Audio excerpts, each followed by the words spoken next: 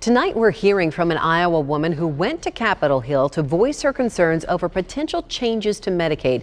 We're also hearing from members of Iowa's congressional delegation about why they say she has nothing to worry about. KCCI's Abigail Curtin joins us now. Abigail, uncertainty plays a key role here.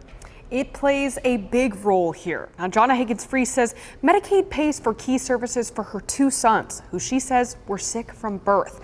She tells us whether people are in her situation or have different conditions that require services from Medicaid, she's worried that the law passed this summer could change the lives of thousands of Iowans.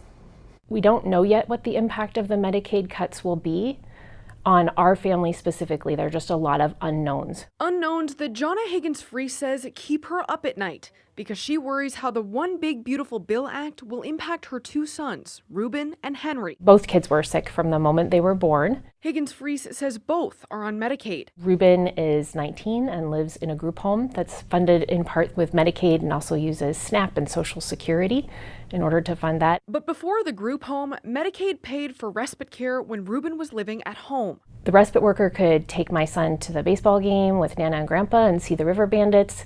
They could help do his meds and feedings. They could play Uno with him, and we could pay attention to our other son, or frankly, just sit down for a minute without paying attention to meds and feedings every single second of the day. Nonpartisan Congressional Budget Office estimates the One Big Beautiful Bill Act will cut federal spending on Medicaid and Children's Health Insurance Program benefits by $1.02 trillion. The majority of Medicaid cuts in the act come from eligibility changes and should not impact her sons.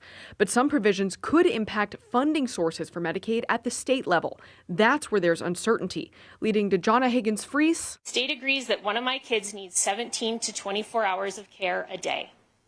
For the first 9 years, my family, including our neighbors, did that on our own. Accepting an invite to testify at a hearing about the impact changes to Medicaid on the federal level could have and speak at Capitol Hill. KCCI reached out to members of Iowa's congressional delegation, some who responded via email. Congressman Zach Nunn spoke with KCCI and says, anyone with a disability will be protected under this bill. Any mother will be protected under this bill. Nunn says what the act does do when it comes to Medicaid is make sure people who aren't in the country legally can be on Medicaid and eliminates waste, fraud, and abuse. That means making sure that people who can work should be working, that states who are doing it wrong aren't double dipping in the system and bleeding it out. But Higgins-Freeze says she worries, not just for her family, but for families of Iowans on Medicaid throughout the state. Congresswoman Mariannette Miller Meeks was not available to speak with us tonight. However, tomorrow on KCCI 8 News at 10, she'll give her in-depth perspective on why she says that mom shouldn't be worried.